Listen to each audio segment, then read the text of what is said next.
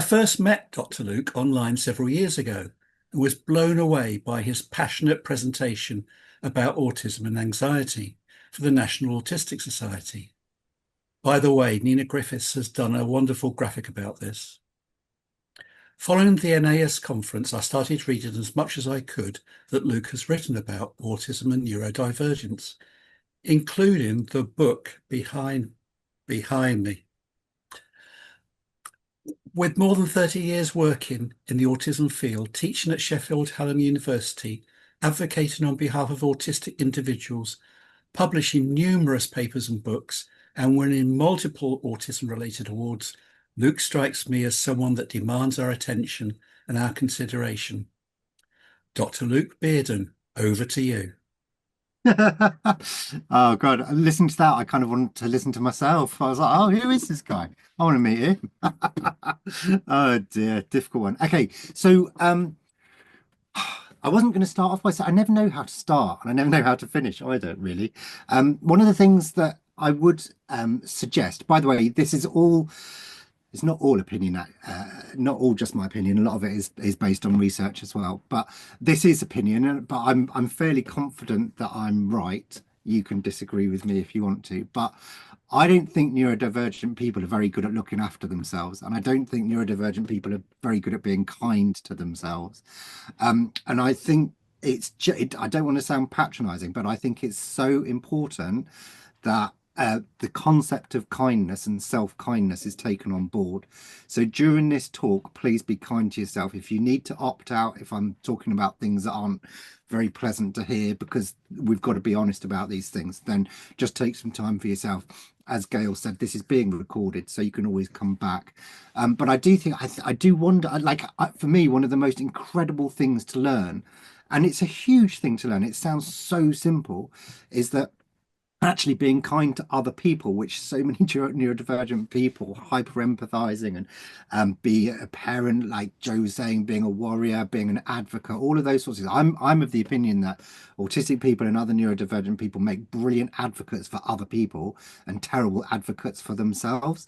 And actually, and part of that is lacking that kindness and also lacking that genuine belief that that they should be allowed to self-advocate and all of those sorts of things. I'll come back to that a bit later on, but actually learning that being kind to yourself is part of advocating for other people and being kind to other people. It's part of the same process. If you're not kind to yourself, if you're not in a good headspace, you won't be as good at advocating for other people.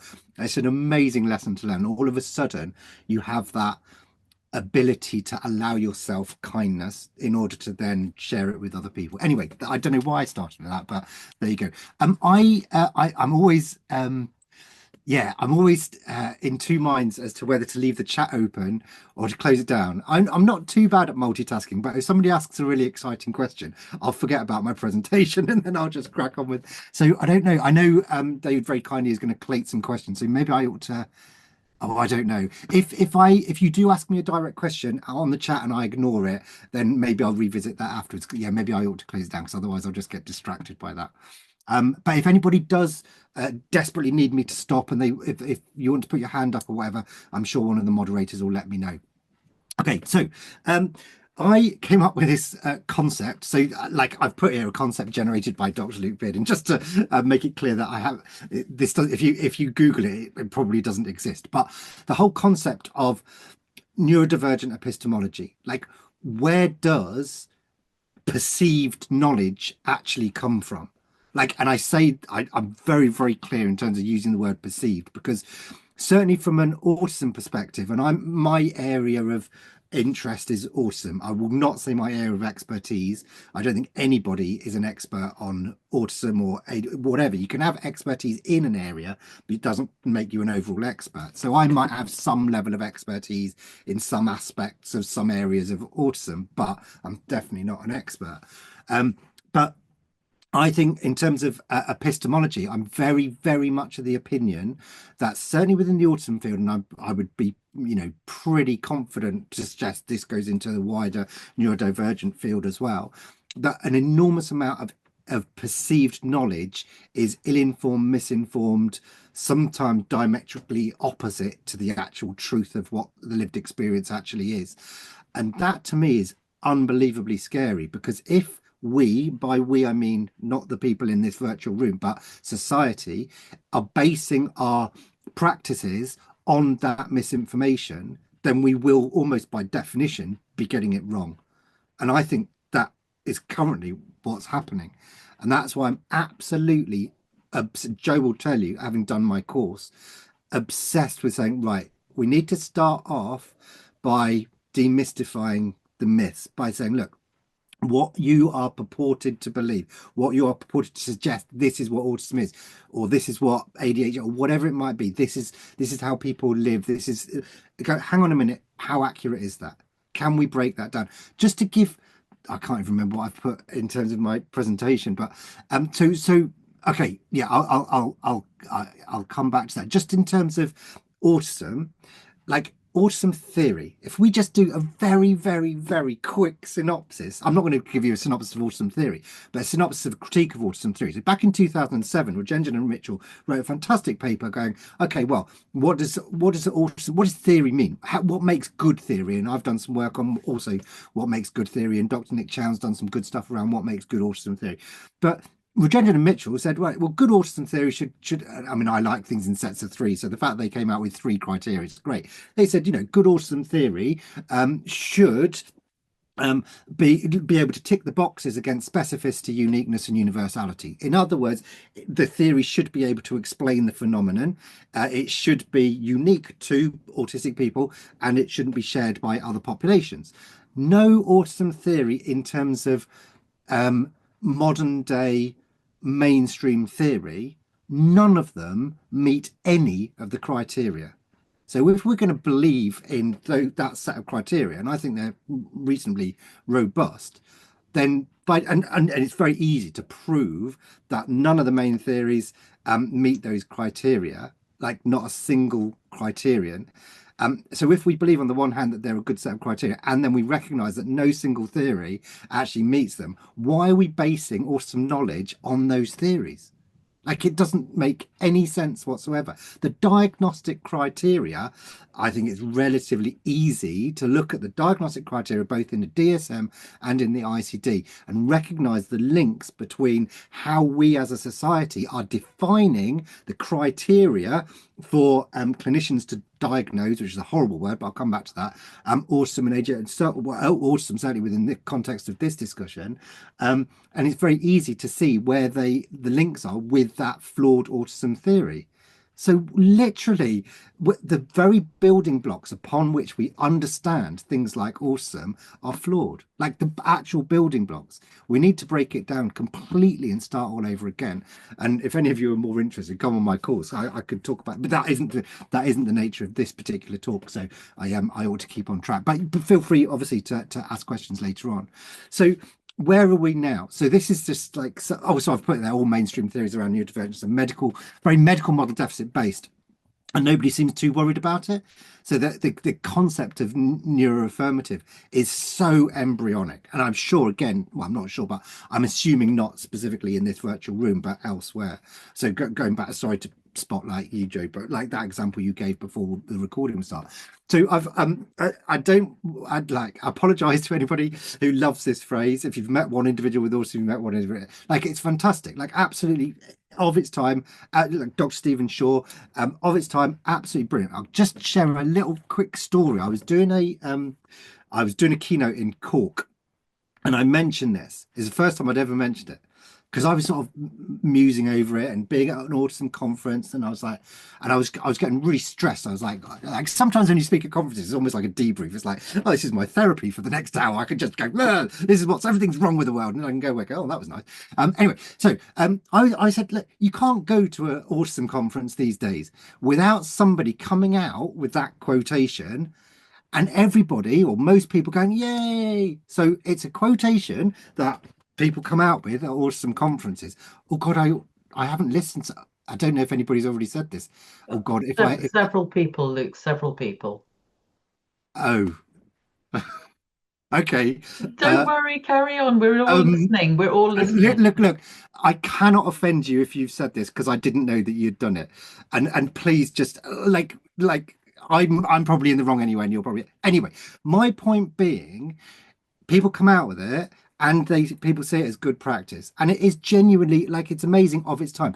Why is it like if you put that to one side, right, and say and apply it to a different minority group, and I don't want to offend anybody, but just imagine for yourself. So say for example, I'm referring somebody to you as, oh, this is a person um well, I'll use me as an example. I'm mixed race, so you can play guess the mixed race game if you like, and I doubt many of you will get it. But anyway, so I'll refer myself and say, but can I just remind you, even though I am mixed race, I am an individual in my own right.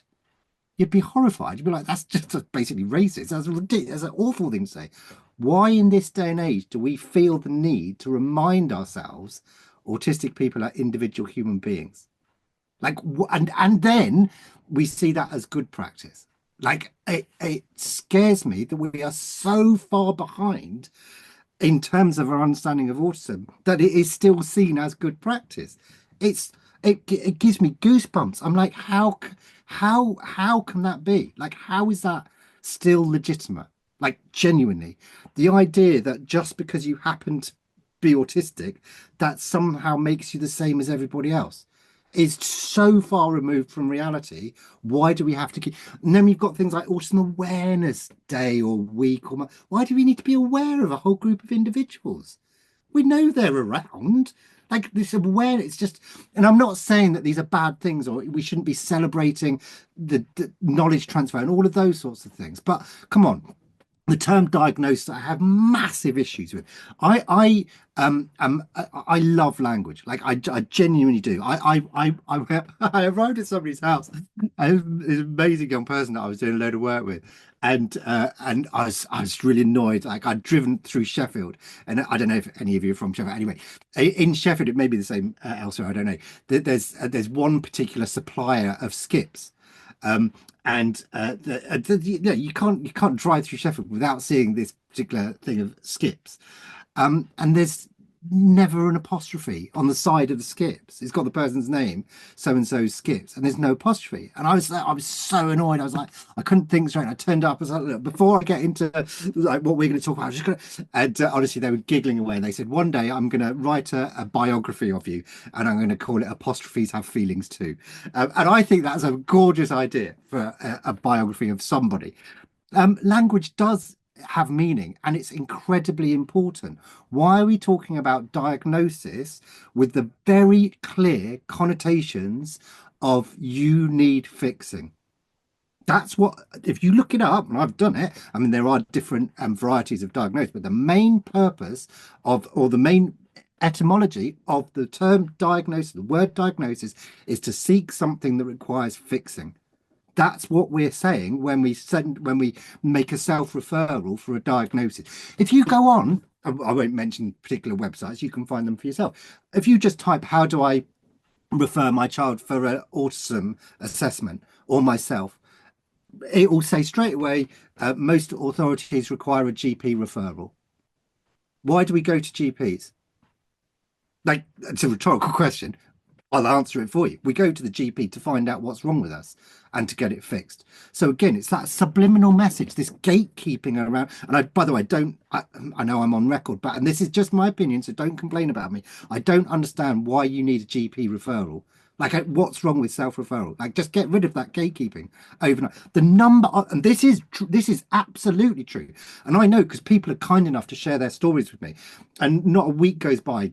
That's a guess, but very frequently people will say, "Oh, I've been told I can't be autistic." I went to the GP and they said, "Well, you've got a perfectly good job and you're a woman, so therefore you can't meet the threshold for autism." And this absolute nonsensical understanding of a human being is shameful. Anyway, I'm not saying GPs are bad by any stretch of the imagination, but why do we have to go anyway? But even the idea that you have to go through that medical model gatekeeping, that straight away gives you that kind of maybe subliminal, maybe less subliminal idea that actually what you're seeking for you or your child or your loved one or your partner or whatever is they are somehow fixable. And by fixable, it means they're somehow in the wrong in the first instance by being neurodivergent. That's horrific. And I'm going to come on to, I can't remember which slide it is, but I'll come on to microaggressions and why language is so important. And I think even just that, like a lot of people don't think about it. I refuse to use the term diagnosis. I much prefer identification or discovery or, whatever these gorgeous terms about understanding who you are as a human being. That's brilliant. I'm very pro identification. I'm not pro in terms of the process. I'm very pro self-identification as well, by the way.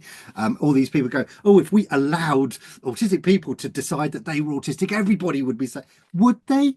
Really? We suddenly could have loads of people who are not neurodivergent going, oh, I think I want to be autistic. So absolutely, I don't think that's very true at all. Anyway, then we've got, by the way, you're not even allowed to be autistic, are you? You have clinically, you have to have an autistic spectrum disorder. So you have to be a disordered human being in order to be autistic. How disgraceful is that? And you have to go through an assessment process to identify just how rubbish you are as a human being. And if you don't believe me, look it up. Well, I wouldn't advocate you looking it up because it's highly depressing, but you have to have persistent deficits, for example.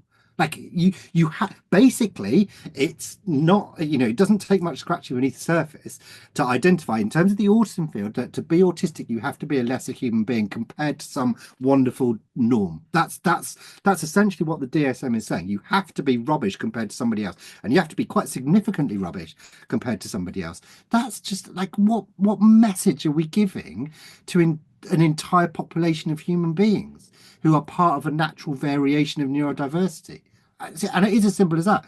You have recorded this. Just clip that bit. You don't have to cite me or anything. Just clip that bit.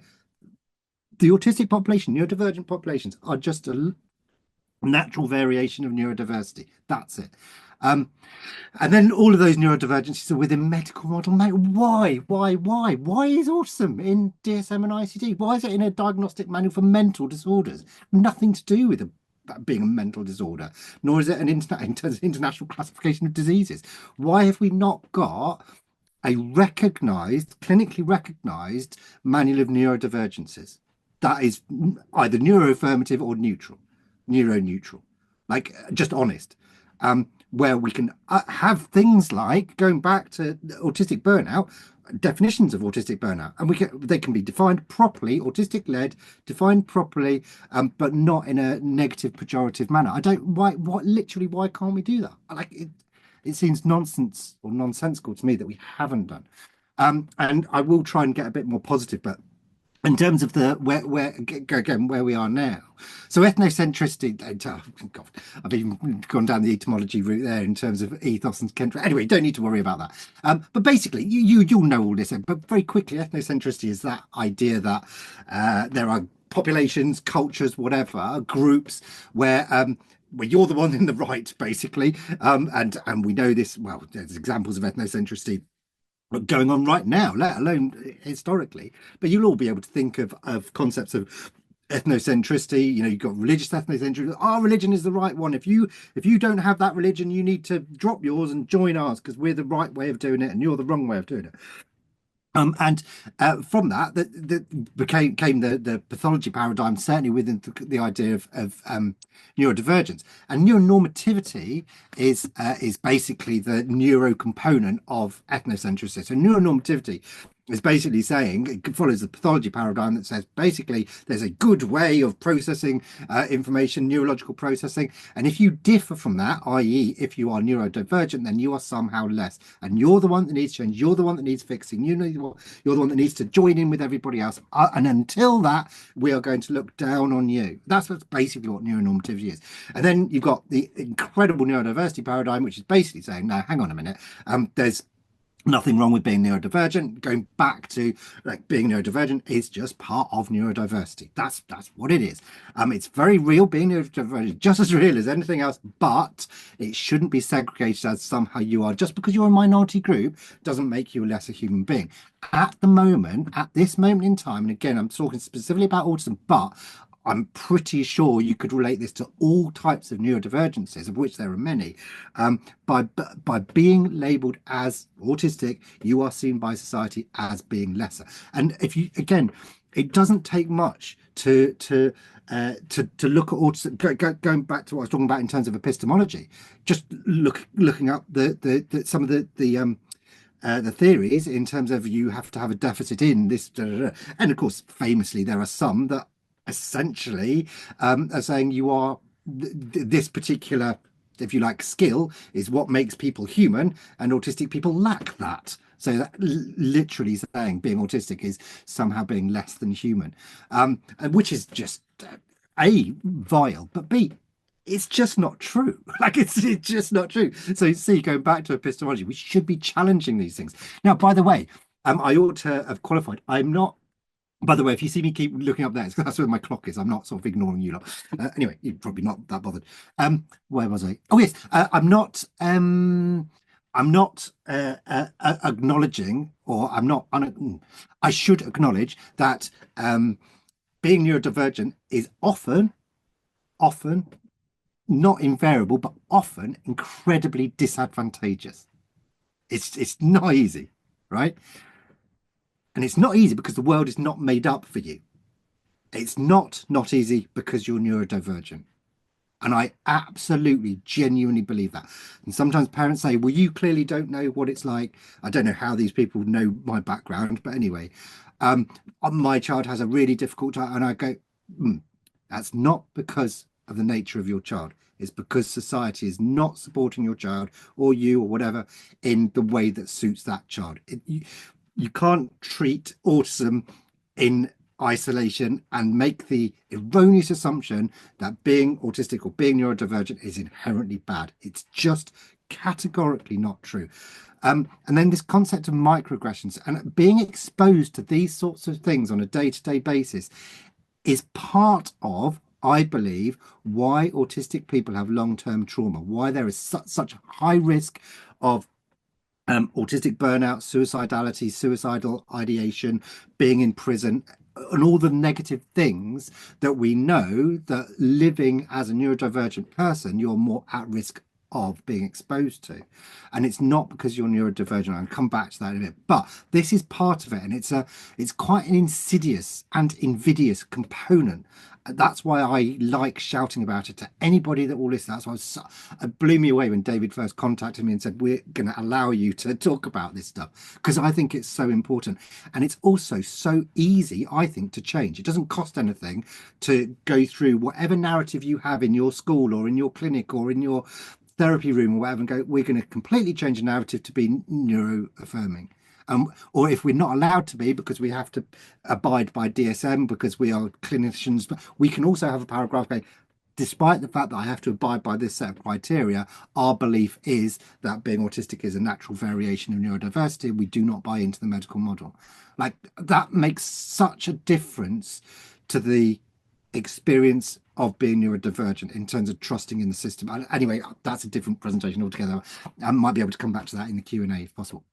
Anyway, back in the 70s, Chesterfield said, black-white racial interactions are characterized by white put-downs done in an automatic pre-conscious or unconscious fashion. Basically, what he was saying in a nutshell is the way white Americans are talking about black Americans is essentially offensive and could be considered microaggressions. And obviously, you wouldn't, that doesn't exist to the same extent as it does today. And if you're a public figure, you would be cancelled overnight if you used racist language, for example. I honestly think, and this breaks my heart. In the same way that if you use that sort of language today in this context here, the original context in terms of race, if you take the word race away and put the word neurodivergent or autism in instead, that is what we do today. Like literally, not we again, but that is so commonly the narrative. Just Google what is autism. and count in the first ones that comes up, that count how many have medical model deficit-based language. And nobody's going, hang on a minute, this should be unlawful. This is microaggressions against the population of whom you're writing about. And nobody seems bothered. Like, why? Like, and it's so easy to do something about it. and I like those feelings of lesser perpetuate. If you grow up, like, autism is still in education seen as a slur. So you're an idiot, you're autistic. We have lyrics in pop songs that say these things.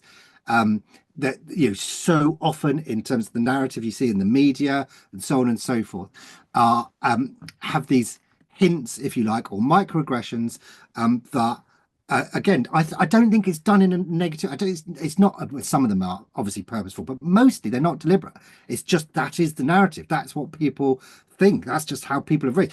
I know so many individuals who are like, oh, my child refuses to accept they're autistic. They don't want to be autistic. And I always say, look, I don't think it's that they don't want to be autistic, but that what they don't want is to be what they believe autism is, because autism is seen as such a negative, stigmatizing thing. And this leads to gaslighting. And I don't want to trigger anybody here. I sometimes try and make light of this, but like, it's like when oh God, it's like it is humorous because it is so ridiculous. I think I'm so tempted to look at the chat because there seems to be loads going. Mind you, you might all be going, "Oh, this person's talking complete rubbish," in which case I'll just cry. But anyway, so when somebody goes, "Oh, are you sure so and so's autistic?" They don't look autistic, and still people still say it to this day. They still say, "Oh, you don't look autistic." So what? And then I've got into the rather naughty habit of saying, "Oh, I know I'm an autism lecturer and I should know these things, but can you just remind me, what does autism look like?" And then everybody goes really, really quiet. And then you sort of can follow up by, or you just leave it. It's like, well, that just demonstrates what a ridiculous thing it is to actually say. If so, you call somebody out and you go, what does autism look like? And they're like, yeah, maybe that is a bit of a daft thing to say. But in terms of gaslighting, like in this sense, gaslighting means having your reality questioned by others. And again, the exposure to having your own reality questioned in terms of being constantly told who you are, who you should be, what you're not, how you compare to others. It's horrible. Not only is it almost unbearably patronizing, because very often the people who are saying these things don't even know you. So it's almost like, well, they're making out they know you better than you know yourself. But they're also so ridiculously wrong. So saying things, and I used to, Joe very kindly mentioned my course, the course I teach on. And I used to take I didn't used to teach it. I was like, oh, nobody does. I put it back into the content because people are still saying to me, oh, yeah, I was told I can't be autistic. I had one literally a few weeks ago. A young lady said, oh, yeah, I failed my autism assessment because I took my boyfriend with me. And the assessor said, well, you can't be autistic because you have very good eye contact with your boyfriend. Like, this was a few weeks ago, right? And it's like, how trust me, I do know this. You don't know where somebody's looking. You don't know where somebody's eyeballs are looking unless you've got eye tracking to detect sensors on them, which is highly unlikely in an autism assessment. And she said the irony being, I never look at my boyfriend's eyes anyway. I just look at his nose, and it just appears that I'm making eye contact. But that's gaslighting. That's basically saying you cannot be who you think you are because I've decided. You've got Fred, like where's this nonsense, like what, the sociability thing, like this absolute myth that autistic people are unsociable. Like, where's the evidence? Literally, where's the evidence to show that autistic people are non-sociable? Like, actually going back to I haven't done the critique yet of those three autistic spectrum disorder. Like, I can't, I mean, I have issues with all three of those words. Autism itself coming from the Greek autos, followed by ism, in terms of self and that sense of self and that egocentric, that right from the outset people were talking about autistic individuals as those egocentric inward looking. I don't think it's true at all. I think most autistic people are very outward looking, but also this myth that autistic people are loners and they don't like other humans and I don't know where the evidence is for this. There are certainly some individuals who genuinely don't like, very non-sociable for most other people. I'd put myself into that. I don't like people particularly. I really, really, really, really like a very small number of individuals. But then I think that the whole of the population will be on a scale of sociability. Some individuals who are autistic will love being sociable. There are some of the what I call the predominant neurotype who hate sociable events and everything in between. So sociality on the other hand is a completely different thing. I think there's something to be said about the autistic sociality and what people autistic people regard as their own sociality and their values and so on and so forth. I think that's very, very different, and that's absolutely fine, and but shouldn't be recognized as bad. I am just talking about friends. Actually, I'm going off at a little bit of a tangent, but I was talking about this since I was on a podcast, and somebody asked me, there is a reason why I'm saying this, because I think it's quite life affirmative, and it might be useful to you. I don't know. You'd probably come to this conclusion yourself anyway, but it took me quite a long time. And they said, what was a life changing event for you in this podcast? Like, name something that was completely life altering. I was like, oh God, it's a difficult question that. And I came up with. I was quite pleased with the answer in a sense. I said I remember I was 12 years old, and there was somebody, well, my mum, I'm sure she won't listen to this. And even if she did, I'm sure she won't mind. But for all of my childhood, much of my childhood, my mum was worried about me because I didn't have any friends. And she kept saying, oh, Luke, you need to make friends. You need to be better at making friends. Or, you're not going to be happy and do all these sorts of things. And very well meaning, I'm sure she genuinely thought, you can't be happy just sat in the corner reading for every waking minute. Surely that can't make a person happy. It makes me very, very happy. And it's still what I do to this day. I certainly do go out of my way to try and find friends, strange things that they are. It was 12 when I realised that this person, massively in authority, might be wrong. And that was what was so affirmative for me, to realise, even at that relatively young age, that just because most other people do things in this particular way, that doesn't automatically make it applicable to the individual. And it's okay to go against that grain if it suits you, and if it's not immoral or unethical or whatever. If it's within moral boundaries and being a good person, it's okay, for example, to go, actually, I'm not interested in friends, thank you very much, and you don't need to worry about me. I am very, very happy reading on my own. Like, my Kindle to me is way more important than having a friend. Like, so but apart from the people that I am close to, like my wife, and my two boys. So that's I think that's, for me anyway, that was incredibly, incredibly important. You're married. What, like, you can't be autistic because you're married, or you can't have, like, this always makes me, you can't be autistic because you've got children. Where do you think they're coming from? God, it's like, it's utterly bizarre things. Imaginative, that's another one. But again, that is still a myth that's perpetuated today, isn't it? Autistic people lack imagination. Where that ever came from is just beyond me. But this other side is, it isn't that bad, or you don't look that, you must only be very mild. How offensive is that? That somehow you've got to be severely broken in order to be autistic. Again, that's not just gaslighting, it's a microaggression, it's a double whammy. And I think people say it because they're trying to be kind. They come from a well-meaning place. But again, the underlying supposition is to be autistic must be awful. Therefore, I'll just say to you, oh, well, I think you must only be very mild because I don't think you are awful. But actually, that's incredibly insidious. And then when people say, like, that really annoys me. I think in one of my anxiety books, I've got a bit at the end saying things to never say to somebody who's so David mentioned I did a talk on anxiety. I'm quite obsessed with anxiety, but things not to say to an anxious person. Oh, you don't need to be anxious about that. It's like, oh, great, I've been anxious about that all my life, but you telling me I don't need to be anxious. Oh, you've cured me. Well done. Thank you very much. What absolute nonsense. As opposed to buying into your own authenticity, which is gorgeous. When somebody goes, do you know what? that wouldn't make me anxious, and I've never met somebody for whom that causes anxiety, but I absolutely accept that you're anxious. I find that really interesting. Is there anything we can do about it? Maybe there isn't, but even accepting your authenticity is a huge step forward. A huge step. I'm gonna, if I have time, we'll be talking about autistic courtesy later on, because that's something else that I've started thinking about recently. And also, just to keep you uh, uh, engaged. I don't know if you might not be engaged at all, but stay with me today because I'll be introducing a brand new neologism, a made-up word. So you've got that to look forward to. If you like language as much as me, you can look forward to that.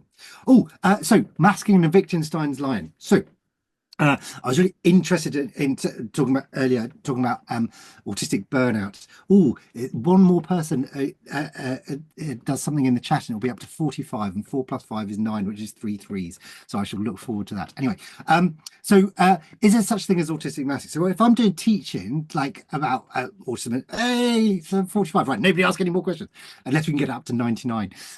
Anyway, sorry, where was I? Yes. Oh no, I'm just thinking about my ninth book proposal. If it doesn't get accepted, I don't know what I'm going to do. I've got to do 9. Anyway, sorry. It was a big leap to go from 6 to 7 because I was like, oh, I've got to write another 3 now. Anyway, so very often the response when you talk about masking, and this definitely isn't just autistic masking, this neurodivergent masking as well. So many people go, oh yeah, well, everybody masks a bit. We mask all the time, and da, da, da. And these are the 3 questions that I pose. I go, look, and this is part of Wittgenstein's line. So we collectively are using the term masking, word actually, but or the term autistic masking, and masking itself as the same word. It's literally the same word. So you've got the autistic person going, oh yeah, this is masking, and then you've got the predominant neurotype person also saying, oh yeah, but I mask as well, right? My suggestion is that we're falling afoul of Wittgenstein's line concept, saying, look, if a line dropped into this, what are we on Zoom, dropped into Zoom and started engaging with us, talking English, and forgive me if English isn't your first language, but it's mine, and started chatting to me, we would not understand each other. So we're using the same words, we're using the same language, but we wouldn't understand each other because our life experiences of lionness and Lukeness are so disparate. There's such little overlap that we can't comprehend each other's experiences and therefore their meaning, their life worlds. And I think there's something, and I'm not saying it's as binary and as black as white as that, but there is something to be said to buying into the concept of neurodivergent Wittgenstein's line. I really do. So when that's why, like, say, for example, I'm talking about autistic anxiety, say, look, it isn't the same, generally speaking, as non-autistic anxiety. They're different concepts. They're actually different things. Masking is a different thing. Same word, different thing. I always go back to particularly teachers who say, well, we mask at work, and go, are you conscious when you're doing it? Are you proactively thinking of masking as you're doing it? As you're doing it, does it take an enormous amount of energy, a huge amount of effort? And as a result, are you exhausted once you come away from that environment? Do you then need to lie down for 2 hours or 2 days or 2 weeks? And so often the answer is no, no, and no. At which point I can say, I don't think you're experiencing masking in the same way then. I think when most of the predominant neurotype anyway say that they mask, what they mean is they very subtly, subconsciously slide into a slightly different character based on the environment that they're in. And they don't even have to think about it. It doesn't cause them any stress whatsoever, doesn't take any effort, and they're not knackered as a result. And that is not what autistic people and other neurodivergent people say when they refer to the experiences of masking. And you'll know that. And I think that increasingly I hope anyway, there's an awareness of the older population, like, and this is crucial in term, and again, just be kind to yourself, but I'm increasingly coming across older autistics who have masked all their lives and maybe had a really good relationship, so their trusted person is there, maybe they're in a job that fits their persona, and all of a sudden they retire or their partner dies, or whatever, and all of a sudden they are engaging with psychiatric services for the first time in their lives, and the accusation is, oh, you're having some kind of breakdown, it's psychosis. And I think, well, I know for a fact for some of those, this is a massive autistic meltdown that's decades in the making. This isn't a psychiatric psychosis episode. It looks like it is, but it's not. This is an unidentified autistic person who have had their support pillars in place throughout their lives, and all of a sudden that's changed. Like retirement, for example. And society goes, retirement's brilliant, you should look forward to it. The autistic, and this isn't everybody by any stretch, I have seen it, so it is very real. The autistic person, oh right, I'll retire now. Oh my God, what my routine's completely gone. My job is what I stood for, etc., etc., etc. So I think that that whole concept of Wittgenstein's line is really, really important. Oh, so yes, going back to epistemology, what should we believe? Let me just move these people out of the way, put you over there. Right, there we go. So statement number one, he ran out of the classroom. Okay. Statement number two, he ran out of the classroom in all probability as a result of the loud bang when the cabinet fell over. Which statement sounds more believable? And the answer, you can answer that yourself. It's entirely up to you. I believe that most people suggest that statement number two sounds more believable. The reality is, in terms of statistical mathematical probability, that statement number two is impossible to be more likely than statement number one. It's impossible. It's you can prove it without a shadow of doubt. The reality is, the one thing that we absolutely categorically know is that he ran out of the classroom. So statement number one is statement A, and that's categorically true. Statement number two is A plus B plus C, actually, in all probability as a result of the loud bang when the cabinet fell over. Now, we don't know that it was as a result. So statement number two is A, which is definite yes, plus B, which is question markable. And yet people so often opt for statement two without realizing it, because it just sounds better.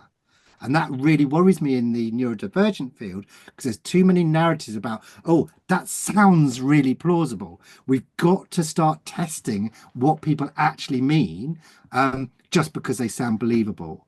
And this is another one. So this is a real thing, regression towards me. Giving praise leads to poor performance, shouting at students leads to better performance. This is a real case study, actually, about it was actually a mathematical economist, but it really reminded me of the very first blog post I put about good behavior at school, not so good at home. So this was a guy, like, he was doing some teaching he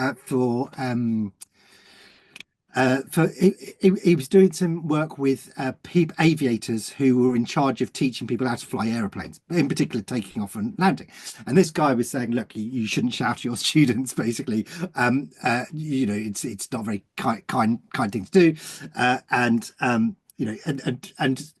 what the group of students said was, no, actually, if we shout at our students, it does have an impact, and there's a direct correlation. In the same way that actually when we tell them that's really, really good, it doesn't work, because this guy was saying, look, being very negative about people's performances isn't helpful. Being really positive about good performances is a good thing. And they said, no, it's the opposite. So they gave real life, they all had the same examples. They said, look, so-and-so did a landing. It was a rubbish landing, absolutely rubbish. And so we shouted at them and said, oh, it's absolutely rubbish landing. And the next time they landed, it was much better. And conversely, when they did a really good landing, oh, that was amazing landing, absolutely outstanding. The next time they landed, it wasn't as good. And what this guy was, this is strange, I can't work this out, because I know for a fact that I actually just shouted that was horrible.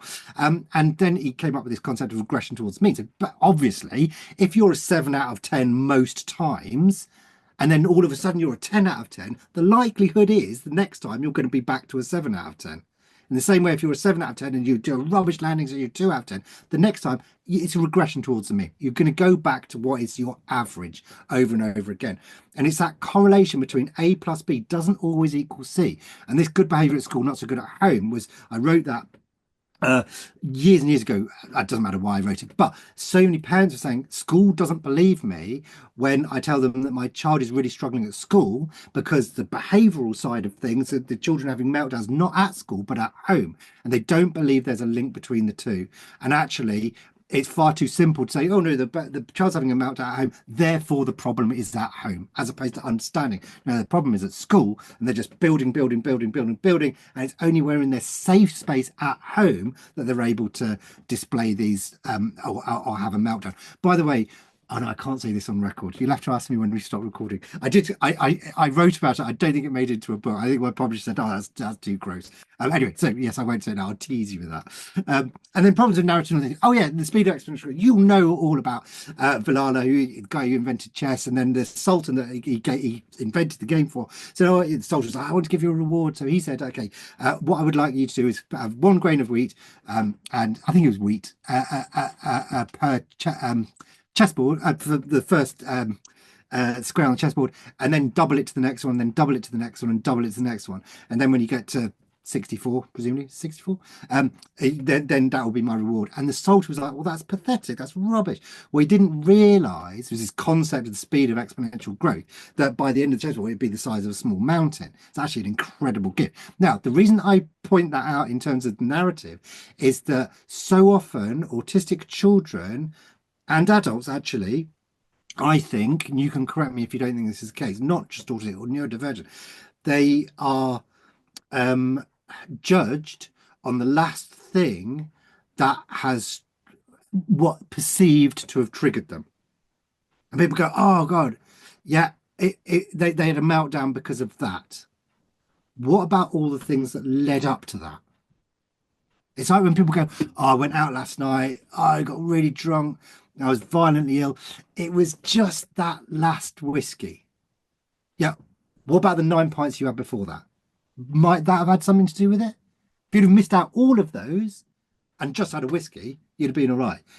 Whereas people then go away thinking metaphorically, going, right, we need to avoid whiskey and then we'll be okay. And that isn't the case. The other thing, just quickly, because this really does, it drives me. When people are expected to engage in the same way day after day after day, just based on the observation that you were okay yesterday. Like, that is an awful, awful assumption to make. And it came to me, like, I was out, I would never in a million years claim to be a triathlete, but I am somebody who does triathlons just very badly. So I'm not an athlete, but I do like doing triathlons. And the longer, the better. And I was out running and I was thinking about, I won't bore you with which, anyway, it was a long race, right? Yeah. And I was thinking, like, I won't be able to move tomorrow.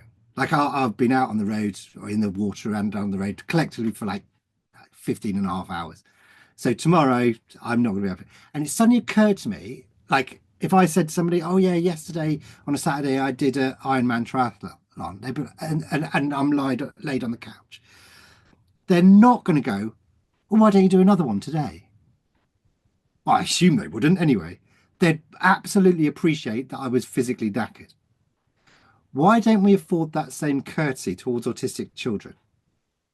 Because so often the narrative is they go to school on Monday, oh, they were all right yesterday. So on a Tuesday, we expect the same performance, as opposed to realizing that Monday has wiped them out and that's it for the rest of the week. That's just an example. Or, you know, you're okay for the first hour of going to that party. You should be okay for the rest of it. It's like, no, 1 hour and that's it. I've lost my spoons then. I can't, I need to get out of it. And we just don't do it. We do it for physical activity or physical energy. We don't do it for mental energy, social energy, sensory energy, communication energy, all of those things. And I've written about this. I've written about the 9 different types of energy and how we can chart them. I don't think I've done it in this presentation because it's a different presentation, but like, I love the fact you just borrow a chapter of one of my books. And you can chart your own energy. Like, you can literally have an Excel spreadsheet, and other ones presumably available, and literally break it down into those 9 different types of energy and go, okay, well, like, say communication energy. Oh, it really, really does take it out of me having to do a presentation at a conference. It doesn't actually. It massively energizes me. But listening to Luke Beardon just kills me off. So if I know I've got to listen to 3/4 of an hour of Luke Beardon, I need to go and lie down for the next hour. You can chart that so the next time somebody weirdly exposes you, you've got to go and listen to Luke Beardon, know, then you've got to take the rest of the evening off. And you can actually, we don't chart ourselves in the way that we should do in order to then future plan to make sure that you never run out of spoons. We don't do it on behalf of our loved ones or the people at work or whatever. Why not? Like we know about it in terms of, but we were talking about earlier in the break, know about it in terms of burnout. It's one of the, I think, I mean, I would think it because I invented it, but I think that kind of monitoring of those 9 different types of energy and making sure that we don't replicate situations that have got ourselves into trouble in the future, that is a way of avoiding burnout. Like it just seems like a simple way of avoiding, but and we should be doing it. Everybody should be doing it. Okay, right. Oh yes. Oh God, I've got 10 minutes. 10, 11 minutes. So autistic safety, who needs to worry about it? Well, so this is a hypothesis. I don't know this for a fact, but every single individual I've spoken to have been like, yeah. So I think that autistic individuals, again, I would suggest probably the neurodivergent population, of all ages live in a state that does not feel safe much of their lives. And so many individuals don't know that that shouldn't necessarily be the case.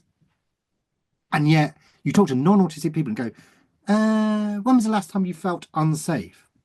And many people will be able to, oh yeah, I can tell you that. It was yeah, it was 3 weeks ago, you know, and such happened and it made me feel, you know, really quite unsafe.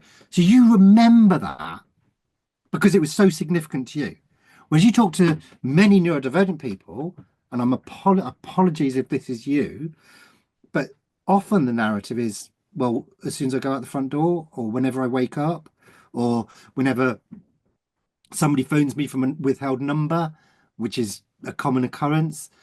Every time I've got to go and speak to somebody, anytime I have to go and, I don't know, pick up my child and stand in the playground for more than 3 minutes, whatever. It's just an ongoing, constant part of your everyday life. And it shouldn't be. Like, if we can change the narrative, change microaggressions, change understanding, have a better concept of autistic and neurodivergent epistemology, a lot of these things have got nothing to do with the neurodivergent population themselves. Everybody else can go and sort that out, and all of a sudden life will be better for everybody. And I just think it's criminal that we're not doing it. I've come up with things in sense of streets. So utopia is my concept of autistic utopia. Right? So autism plus environment equals outcome. And again, you can change autism to neurodivergent here. Being autistic, you know, I got into so much trouble. I wrote something that ended up in the media. And basically, a synopsis or précis of what I was trying to say is, if somebody tells you that they are autistic, you know nothing about them apart from the fact that they're autistic. That's all you know. I suppose you also know that they were born autistic and that they will die autistic. So you know 3 things. 1, they're autistic. 2, they were born autistic. 3, that they will die. You don't know anything else about them whatsoever. And I wrote this to try and get people to stop making assumptions just based on the identifying label, because we don't. Like, and this was decades ago. And parents, particularly of autistic people, said, you clearly don't know what you're talking about, blah, blah, blah, blah, blah. And I was just trying to get across this concept that being autistic in and of itself doesn't mean anything apart from you're autistic. And yet we know that there are often trends in terms of outcomes. So going back to what David was saying earlier about anxiety, autism plus environment often leads to anxiety, not always. And if it's not always the case, then we categorically cannot say autistic people are anxious, because they're not. They're at much higher risk statistically of being anxious, but autism does not equate to anxiety in and of itself, which is why when people are referred to CAMS and CAMS go, well, that's just part of being autistic, that is disgusting. Absolutely, categorically, as far as I can tell, unlawful discrimination. It just say, well, you're autistic, therefore you will be anxious. It's not true. It's absolutely not true. Otherwise, every single autistic person would be anxious, and they are not. But loads and loads and loads of autistic people are. So why is that the case? If you believe in that very simple equation, autism plus environment equals outcome, and I believe it because I wrote it, but I genuinely believe it. And we also know that you cannot change being autistic, and why would you want to? Nor can you change being neurodivergent. You can't force a person, oh God, snap out of it and start being more like everybody else. You can't do it. It's like literally neurologically impossible. Then the only thing left to change, if we want to change the outcome, is the environment. And yet, far too often, it's no, we need to change the person. It's just completely the wrong way of going about it. Or it's seen as a good thing. You go into school and say, oh yeah, your child's doing really well. They've got loads of coping mechanisms. So they're doing really. If you need to have coping mechanisms, then something's still going wrong. Why are you not acknowledging that by saying that, as if that's a good thing, we should need to have coping mechanisms? There's something going wrong in order for that child to have coping mechanisms. Anyway, PNT based, so predominant neurotype based concept. By the way, the predominant neurotype could be ADHD. If you live in a family full of ADHDers, then your predominant neurotype in your family home is ADHD. But in the main, in terms of global society, the predominant neurotype are non-neurodivergent individuals because neurodivergencies are statistically in the minority. So it's just a statistical demographic as opposed to neurotypical, which has those connotations of neurotypical or typicality, normality, abnormality, which I worry a little bit about. Anyway, PNT-based concepts need to be translated before they apply to the either autistic or neurodivergent person. So basically everything society does we need to think about it in terms of, does this apply in the same way to my neurodivergent employee? We've got to think about it. And it's a massive job. But I would argue if we're not doing that, that increases risk of discrimination. And then the golden notion, the amount of energy put into affecting change needs to warrant the intended outcome. And so many autistic people that I know have real problems with this. If something is wrong, it needs to be fixed. If society is wrong, they need to know. If my kid's TA doesn't understand my child, they need to accept that they're idiots or whatever it might. I'm just paraphrasing. But actually, the amount of energy you put into trying to fix things, and I don't mean fixing the child, I mean fix injustice or whatever, needs to warrant the intended outcome. The reason I the first time I came up with this was actually around a young person. I was doing some consultancy in school, and the school had spent like 2 terms trying to force this young autistic man into assembly. And they spent so much time and effort of forcing this kid into assembly. And then they finally got him into assembly, and he was really distressed, and he had his big earphones on and his rocket. Like, clearly he got nothing out of it whatsoever. And I said, look, was that worth it? Was that 2 terms worth of work actually worth getting this poor kid into assembly when he gets nothing out of it whatsoever anyway? Choose your battles.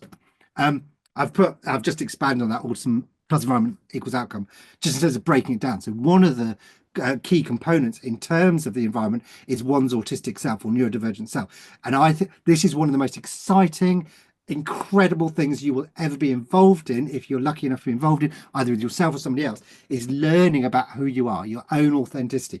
That's what my 9th book is all about. Autistic authenticity, and understanding and beginning to love your own or the autistic authentic self. So actually understanding the different lens that you might see a person. I tend to give the same example, so apologies if people heard me say this before, but this is like, I think I've written about this, I can't remember, but I love the concept of the autistic lens or the neurodivergent lens, understanding a particular context, but in very different ways. And this was a parent, it does have a happy ending, by the way, but a mum saying, I don't understand why my child doesn't love me. I don't understand why she doesn't show me affection. Like, my son is always hugging me and telling me he loves me. I don't understand why my daughter isn't bothered.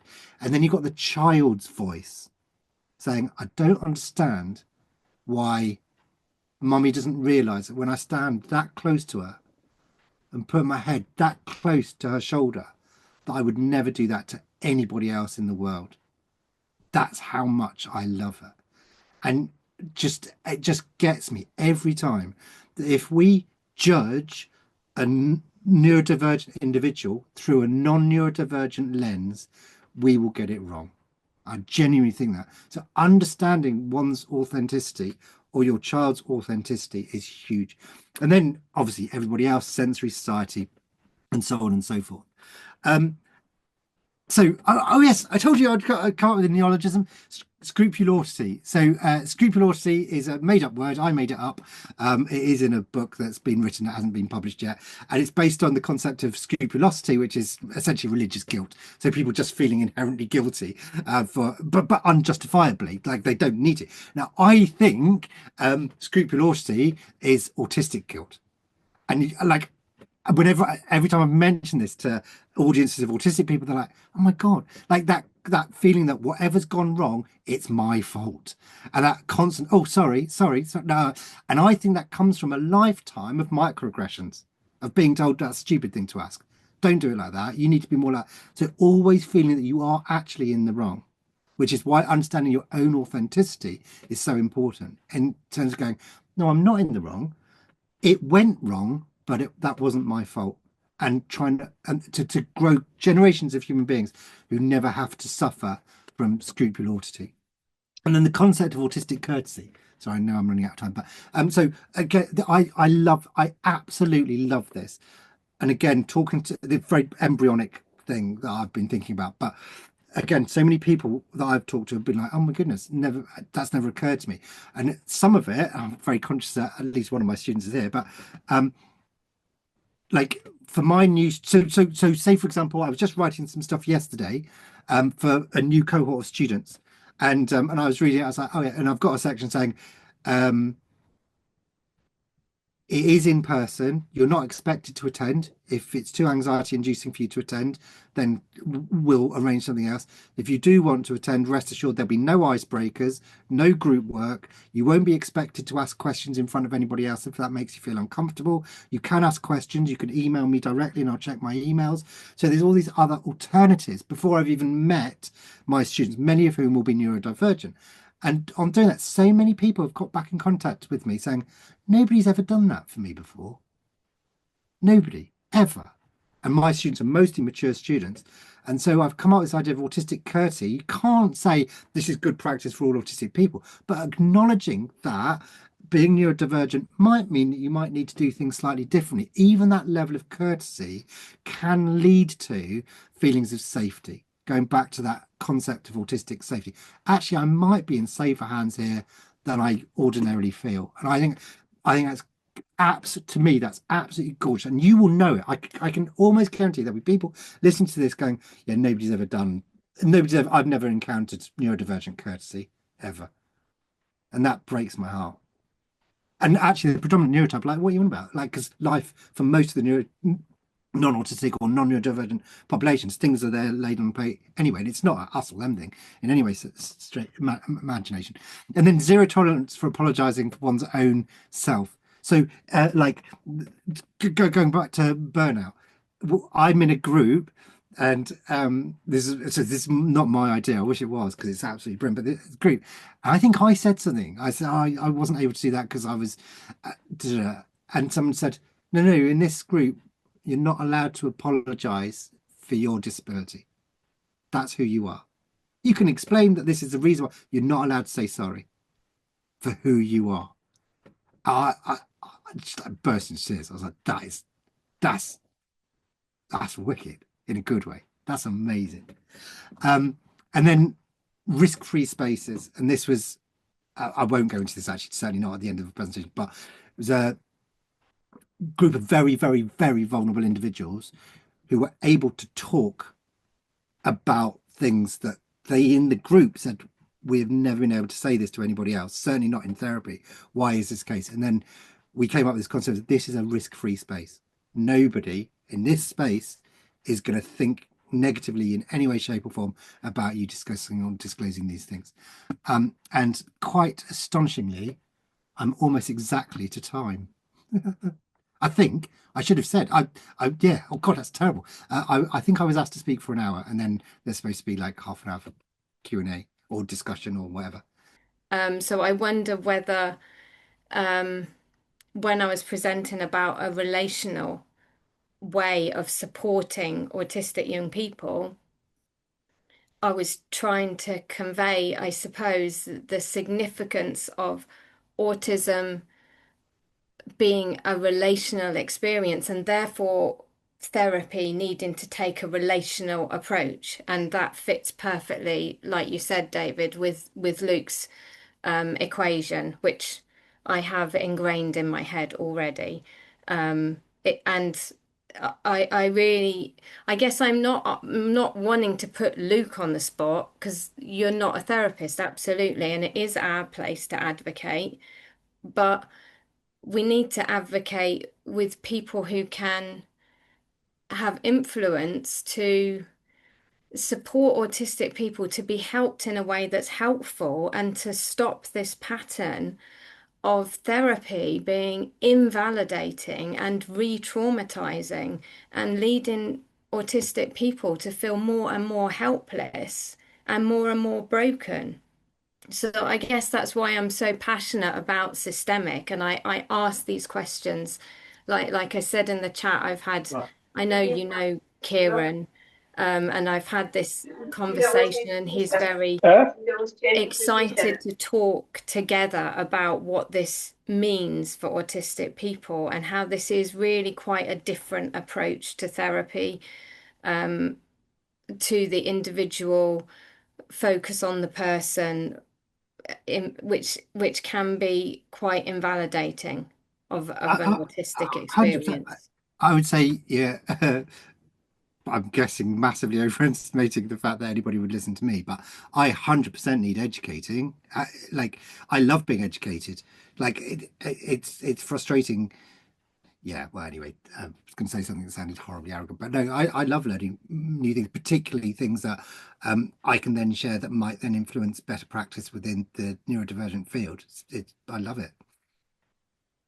So I just welcome these conversations, really, that we can all like be working together to learn how to use systemic to be supportive and helpful and positive, and we can learn how systemic is different from other therapeutic approaches, because that is something really common. Young people come into me who have had previous experiences. We have to work through all that first. They're traumatized by their previous experiences with people like me in their minds, and I have to wade through, but I'm not like them. I'm not like those people that you've worked with before, and that's just a lack of understanding. You know, those people are well-meaning. They're all in it for the same reasons. They want to do good. We have to learn better. You know, we have to learn to do better. I mean, we as in therapists. So yeah, I will be quiet now, but Don't be. No, I think you're thank you for absolutely asking spot the on, question. Tracy. No, I genuinely think you're absolutely spot on. And actually, I don't want to be overly negative, but I worry about these are the individuals who've landed on your door. What about all of those individuals who have gone through the system and it's broken them even more, and then they've just given up in terms of, okay, well, I can't ever get anything positive out of therapy, so I'll just have to deal with stuff on my own. And yeah, And there's lots of them. yeah, I think so. Unless anyone else wants to do it, I have an idea about writing a paper for Murmurations, provisionally entitled something like Luke Beardon for Systemic Psychotherapists, just to contextualize what Luke says within our practice. I don't know if other people have got that idea, but I'd be very interested in writing such a thing. Do pop your email in the chat, David, to lead the paper. He's on record now. He said it. Yeah, I said it. Yeah. And please take me off spotlight. I feel very uncomfortable. And Jess has her hand up. Put me on spotlight now, Gail. Hi, I'm Jess.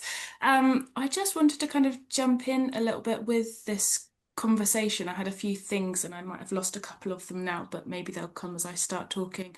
But I was sort of thinking about where all of this kind of could start from, or sort of the process in terms of pairing autistic therapists and people who are autistic and coming to therapy, and that sort of pairing, and then where we're kind of standing as autistic systemic therapists, and then thinking about what is kind of needed in so much of this process, and thinking about the training that we're actually receiving as systemic therapists on both the foundation intermediate course, but also on the qualifying course. And I'm really interested about autistic individuals' experience of what it's like to train on that qualifying course as an autistic person, and how much we feel like we're being sort of taught and equipped as autistic individuals to then work with autistic individuals. And so I'm sort of thinking, where in the process does a change need to occur, and sort of thinking a little bit back even more than I think perhaps what has been sort of being said in this conversation, and just wondering about what things might need to change or be implemented in terms of that training, and then thinking, Luke, of what, you know, your area of expertise kind of is, and sort of, you know, joining that somehow. And then David, you sort of very nicely kind of paired both of those things together by suggesting writing an article about it. But it was very much along the lines of sort of what I was thinking, what I'm really interested in. So I just thought that I would comment. Amazing. Like, knowledge is power, isn't it? It goes right back to the concept of epistemology. Knowledge is power, but that could be incredibly powerless if it's inappropriate knowledge, if that makes sense. So I think like breaking down all of those myths and recognizing that what is perpetuated as valid epistemology actually needs breaking down, and actually that when you do meet that new autistic person, everything you know about autism can go out the window and you can start all over again with that human. But there's all sorts of things you need to take into account, bear in mind, presumably as a therapist, in order to. So he concepts things like autistic safety, autistic trust, and autistic courtesy, or neurodivergent. You can replace autism with neurodivergent in all of those. I think they do hold up to scrutiny. I don't see why they wouldn't do, just logically. Yeah. And then what that means. Like I remember, was I trying to do a PhD? I was trying to do something about autistic well-being, and I love the concept of autistic well-being, but what is it? Like it's so individual. Like you can't say that there is such a thing as autistic well-being without knowing the autistic person that you're engaging with. So like it's, and I think there's probably parallels with therapy as well. It's like, what's good autism therapy? Well, it depends on who the autistic person is sat in front of you or next to you or on Zoom or, you know, at the other end of the world or whatever it might be. But the more we recognize things like autistic courtesy. So like I was examining a student, PhD student, and the university was like, right, what, Luke, you're the external examiner. What time would you like the viva to be? I was like, well, ask the student. The student's mental energy is going to change throughout the day. We know it's highly likely that they will have good point parts during the day where they'll be able to be more effective at their viva. And the university was like, we never thought of that. I was like, okay, well, that should be standard practice. Like that shouldn't even be a thing. It should just be obvious. Same in terms of therapeutic approaches. You know, it should be standardized that, you know, before you've met the individual, they've done a, I don't know, provided a sensory profile, and you've done a sensory audit, and you've done a communication audit, and you've done a, like, what words are likely to be more triggering, or what areas, all of that before you've even met the person, to develop those relationships of trust and safety, which then allows an individual to be prepared to engage in a relationship that might work. That's before you even start, I think. But I wonder if some of that, sorry, I'm jumping again. I wonder if some of that is coming from the fact that those practices and ways of doing things and implementing and checking, you know, what is needed, they're not autistic led. You know, they're not led by or developed by or kind of come up with by somebody who is autistic and therefore thinks in that way, experiences things in that way. And actually that's where we need more of us in the system to be able to then say, well, this is what is needed and this is how things could be better and could be made safer. And I also, you know, there's something to be said about, it's like really interesting what you were saying, Jess. It's like there are plenty of people, I know there are plenty of people, because I have therapists who come on my course, for example, who are only on the course when they realize that they are actually autistic. So you might have a whole bunch of like untapped resources out there because they don't know themselves, which always fascinates me. And many of whom say, well, I just seem to have lots of neurodivergent clients. It's like, yeah, wonder why that might be. Thanks so much. Tracy's got a virtual hand up, I know that. I have. I just quickly wanted to add on to that conversation about the potential or the challenges for systemic training. But fundamental theory is the social graces and holding in mind. So that's, sorry, Luke, I don't know if this is really obvious to you, but social graces is an acronym for all the differences and something else. So it's an open-ended way of holding in mind all difference neutrally to try and take a neutral position. Please jump in, other people, if I'm not explaining it well, but is very important in systemic training. And it's a real challenge to hold that in mind. And on our training course, I only qualified last year, we had huge conversations around race in the context of this. And the conversations are so similar in lots of ways. And hearing the unspoken stories of people on my course of different skin colours and having my eyes opened, and we actually wrote about this in the current context, trying to explore race gently and carefully as a group of women training together of all different skin colours.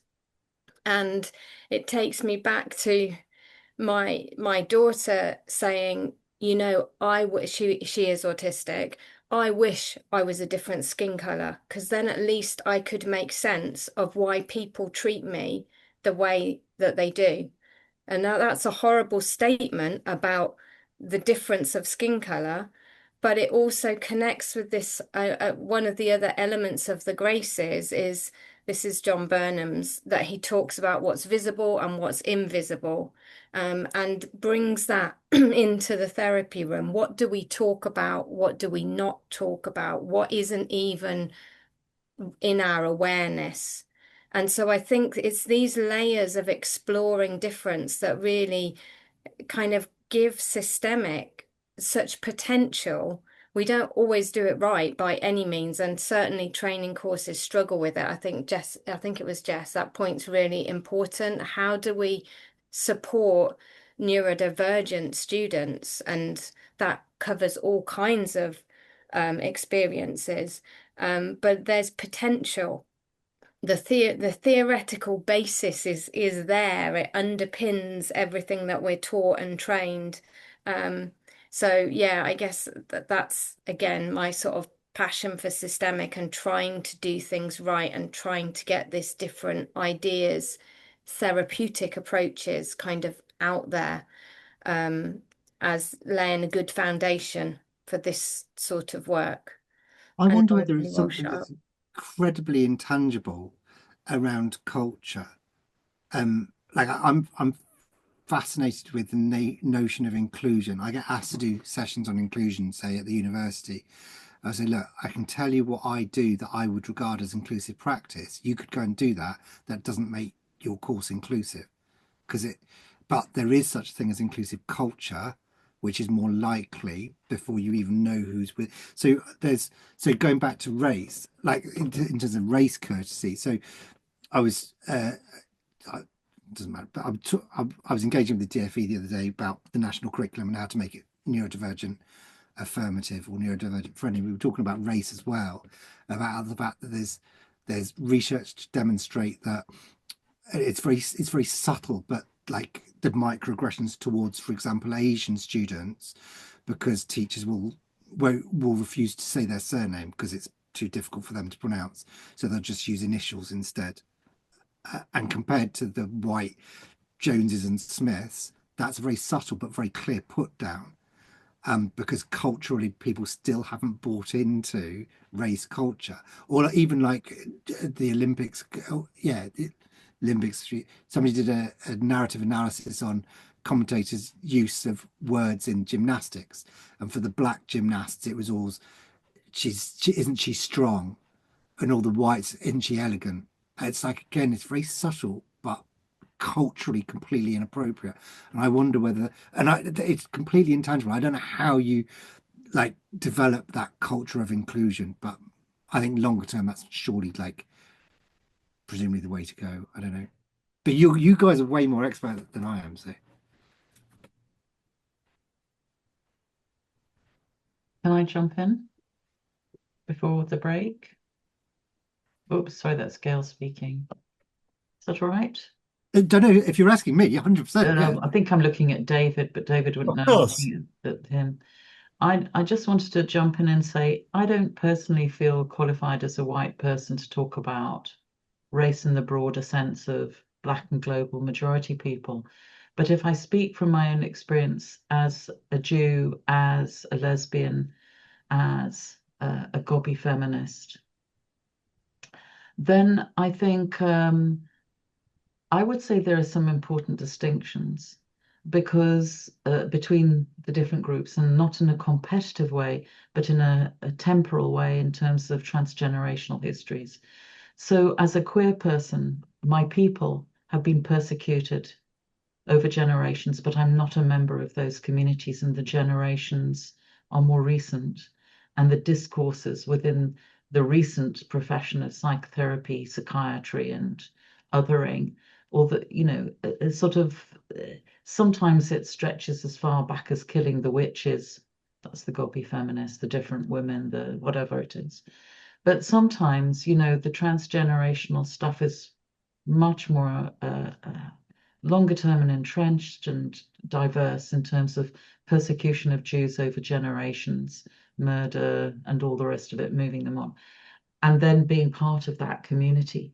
And when I think about, we did a conference on intersectionality, and I think about Black and autistic, we talked about Black and autistic men. And when I think about that, they're much more at risk. And what particularly puts them at risk is their Blackness, because that's what the police will see first. And then also Black trans women are more likely to be murdered than any other group of trans people because they're Black, as well as being trans and women. And I just think it's not about hierarchy, but there are differences.